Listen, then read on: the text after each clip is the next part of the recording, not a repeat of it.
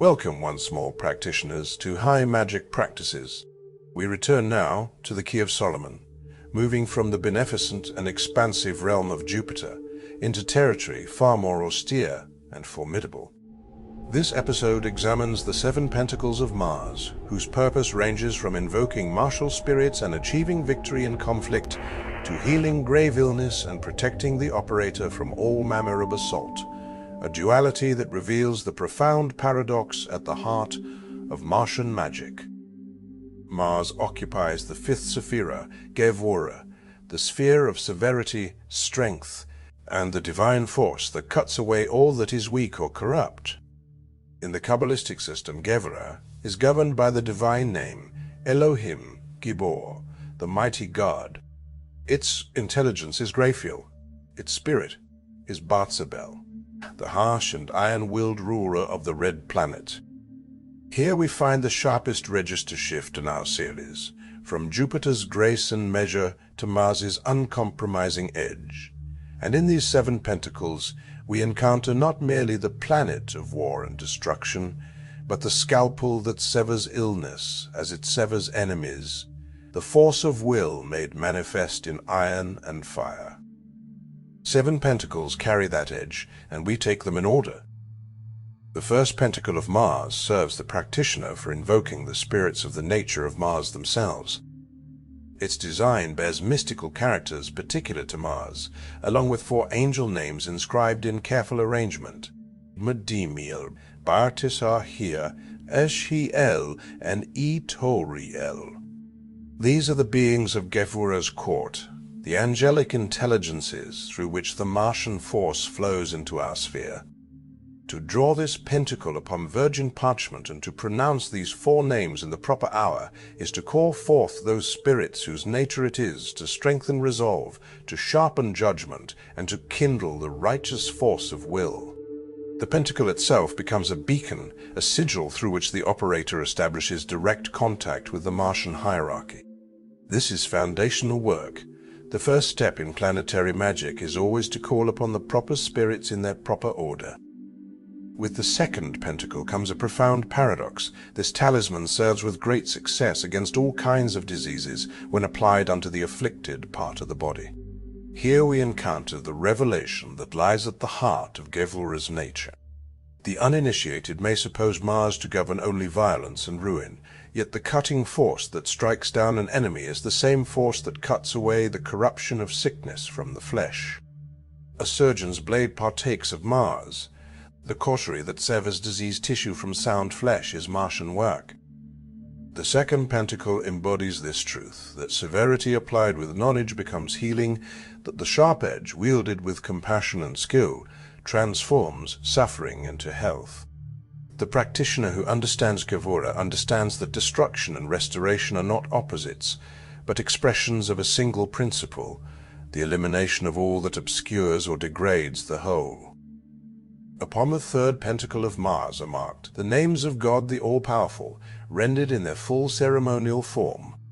This pentacle is the offensive weapon of the set, for it exists to excite war, wrath, discord, and hostility.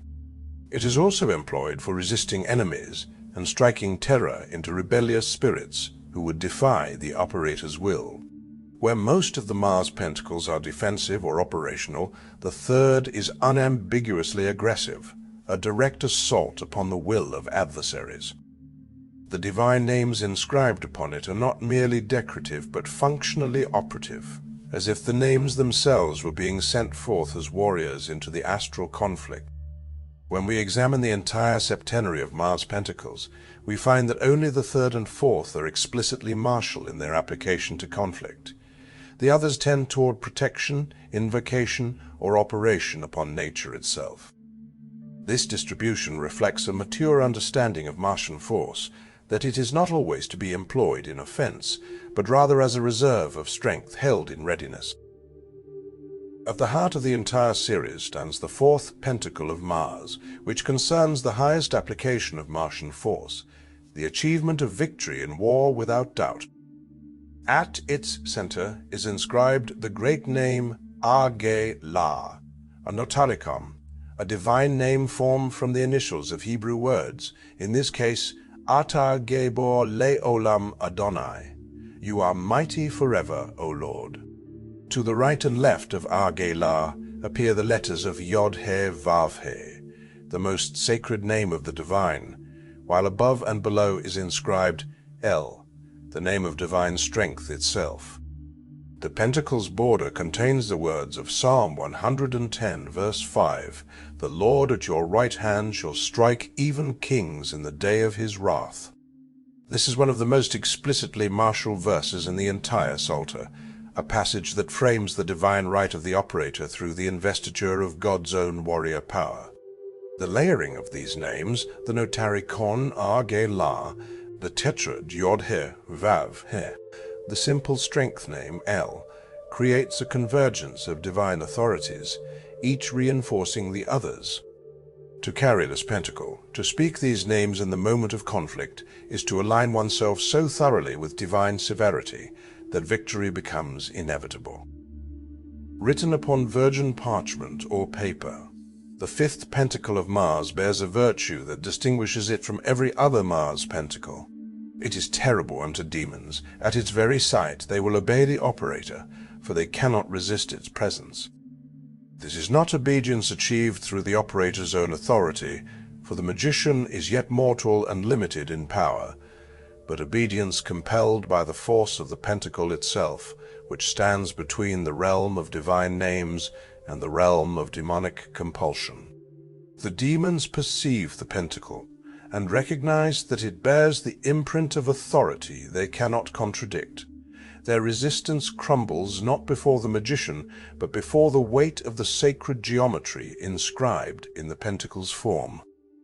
This is a crucial distinction in high magic. The pentacle is not an amplifier of the operator's will, but a crystallization of divine will that the operator has learned to direct. The fifth teaches us that magic at its highest level is not about overwhelming the will of others, but about becoming so aligned with the divine that other wills simply yield. The Sixth Pentacle of Mars is inscribed in the secret alphabet of Malahim, the angel script, one of three primary celestial alphabets employed throughout the 44 Pentacles of Solomon, alongside the celestial alphabet proper, and the alphabet of transitus, Flowii. Around the pentacle are written the sacred phrase Elohim Keber, meaning Elohim has covered or Elohim has protected. The use of a secret alphabet here is deliberate and profound, for in traditional magical thinking, the scripts of the angels were believed to be inaccessible to profane sight, comprehensible only to those who had undergone proper initiation and training. By rendering the protective formula in the Malahim script, the pentacle becomes invisible to those who have not earned the right to see it, while remaining luminous and clear to the initiated operator. What it accomplishes is specific and vital. If the operator is attacked through any means, physical, astral, or spiritual, neither they nor their body shall be injured or wounded, and moreover the attacker's own weapons shall turn back upon the aggressor. This is defensive magic of the highest order, a pentacle that teaches us that true protection arises not from barricades or walls, but from alignment with a force so thoroughly sovereign that all assault becomes self-defeating. The Seventh Pentacle of Mars closes the septenary, turning planetary compulsion toward the natural world. At its center are inscribed the divine names El and Yi, which possess the same numerical value when rendered in Hebrew characters, a gematria equivalence that is itself a Kabbalistic technique of tremendous subtlety and power. The principle is this: when two or more divine names share identical gematria values, they may be substituted for one another, their virtues interchanged, their powers unified. The letters composing the names of the Martian spirits are written partly in Hebrew and partly in the secret celestial alphabet, creating a hybrid script that bridges the human and divine realms. Its command is to cause hail and tempest issued to the Martian spirits to compel the weather itself into obedience. This is not the steady rainfall associated with lunar or solar magic, but the violent, crushing storm. Mars, even in its command over the elements, retains its characteristic severity. We may note here that the seventh pentacles of other planets often command elemental phenomena. Saturn causes earthquakes, the Moon brings heavy rains, and Mars brings its characteristic violence down from the sky. This distribution of powers across the planetary hierarchy teaches us that each sphere, when fully understood, governs specific territories of force and consequence. One principle binds these 7 seals. Martian forces never softened, only aimed. The same edge that excites war, heals disease, turns an aggressor's weapon back upon him, and drives the storm. What the operator learns in Gevurah is not how to temper that force, but how to direct it and to hold it in reserve until the aim is exact. This is the distinction the sphere exists to teach between mere force and true authority. The sun rises next, in Tiferet, at the very heart of the Tree of Life.